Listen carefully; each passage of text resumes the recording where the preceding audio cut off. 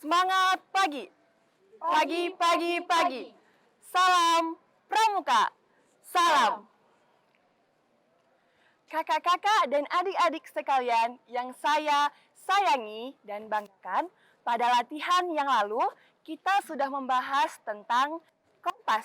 Hari ini kami akan memberikan materi kepramukaan tentang peta-pita.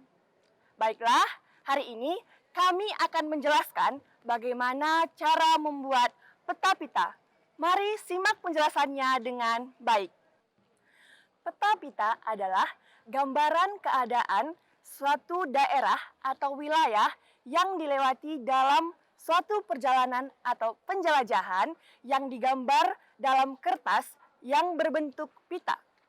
Disebut peta-pita karena kertas yang akan digambar digulung pada pipa besi atau kayu untuk memudahkan pembuatan peta-pita nantinya. Peta-pita merupakan materi latihan kepramukaan yang sangat penting untuk mengembangkan rasa cinta alam dan penguasaan lingkungan. Penerapan pengetahuan tentang peta-pita meliputi skala, jarak, tanda-tanda alam, arah mata angin, serta keterampilan bekerja secara kelompok dengan teliti, kompak, dan kebersamaan. Kegunaan atau tujuan pembuatan peta-pita antara lain. 1. Sebagai pedoman atau petunjuk perjalanan.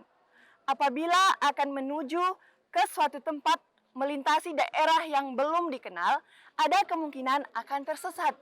Kalau hal ini terjadi, maka dengan bantuan peta-pita yang dibuat, dengan mudah kita kembali menuju posisi semula. 2. Sebagai alat dokumentasi perjalanan. Apabila suatu saat akan mengulangi daerah yang sama dengan bantuan peta-pita, hal ini akan dengan mudah dilakukan. 3. Sebagai pedoman membuat peta perjalanan. Dengan pedoman pada peta-pita ini nantinya akan kita implementasikan dalam pembuatan peta perjalanan. Alat dan bahan yang kita gunakan dalam membuat peta-pita adalah 1. Kertas HPS atau kertas blok milimeter.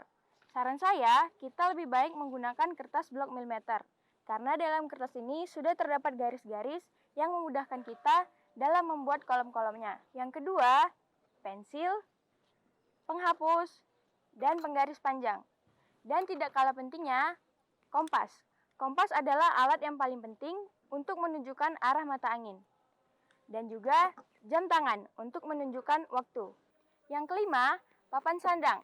Papan sandang ini terbuat dari triplek yang memudahkan kita sebagai alas dalam pembuatan peta-pita dalam perjalanan. Dan yang terakhir, peta medan. Peta medan ini yang akan kita gambarkan di sisi kiri dan di sisi kanan rute. Cara membuat peta-pita. Pertama, kita membuat kolom-kolom pada kertas blok milimeter yang terdiri dari kolom nomor, waktu, arah, jarak, rute kiri, rute kanan, dan keterangan. Garis kolom-kolom ini kita buat sepanjang kertas yang kita siapkan. Yang kedua, kita akan mengisi dari kolom-kolom ini. Mari kita lanjutkan dan perhatikan baik-baik ya.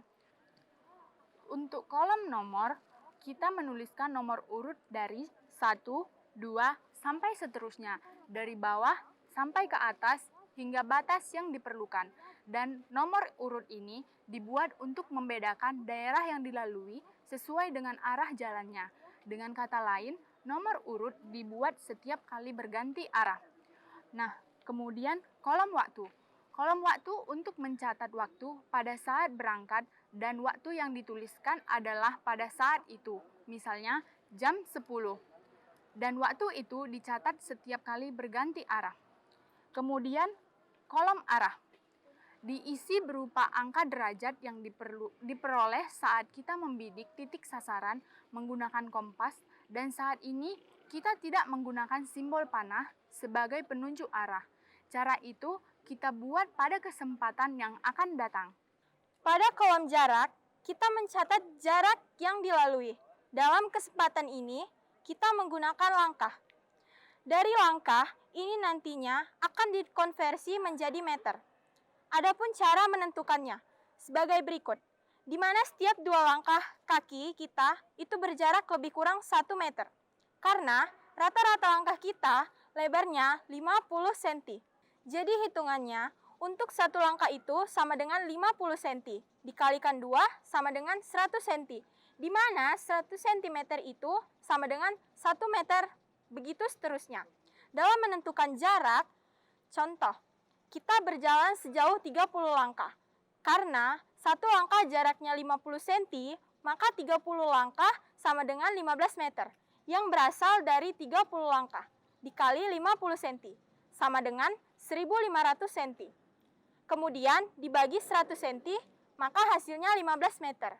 Maka pada kolom jarak kita isi 15 meter. Berikut kita isi kolom sebelah kiri dan kanan rute, diisi dengan tanda medan yang berfungsi untuk menggambarkan keadaan daerah. Sebelah kiri dan kanan jalan yang dilalui.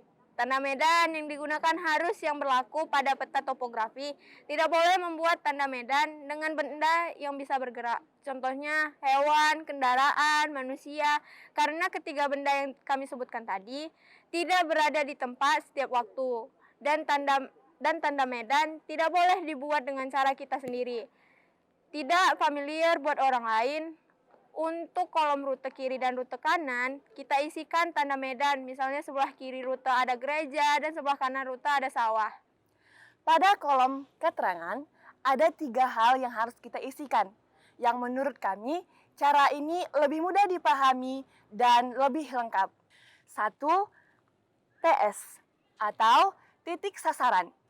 Titik sasaran bisa berupa pohon, tiang, atau benda-benda lain yang paling menonjol dan mudah terlihat dari jarak yang jauh dan akan dijadikan titik sasaran di mana kompas kita arahkan untuk mendapatkan besarnya SB atau sasaran bidik. Misalnya 315 derajat. Ketiga, BA atau back azimut bisa juga disebut sasaran balik, yang berfungsi sebagai penunjuk arah balik bila kita tersesat atau jalan buntu, yang penetapannya berdasarkan sasaran bidik atau SB dengan ketentuan sebagai berikut. Jika sasaran bidik lebih besar dari 180 derajat, maka back azimutnya dikurang 180 derajat. Dan bila sasaran bidiknya lebih kurang dari 180 derajat, maka ditambah 180 derajat. Seandainya sasaran bidiknya 180 derajat, maka back azimutnya bisa ditambah atau dikurang 180 derajat. Karena hasilnya akan tetap sama, yaitu 0 atau 360 derajat. Mari kita lihat contohnya. Bila dalam suatu penjelajahan, kita mengarahkan kompas ke titik sasaran berupa pohon mahoni dengan arah sasaran bidik 315 derajat, maka untuk mendapatkan back azimutnya adalah sasaran bidik dikurangi 180 derajat. Kenapa dikurangi? Karena sasaran bidiknya lebih besar dari 180 derajat.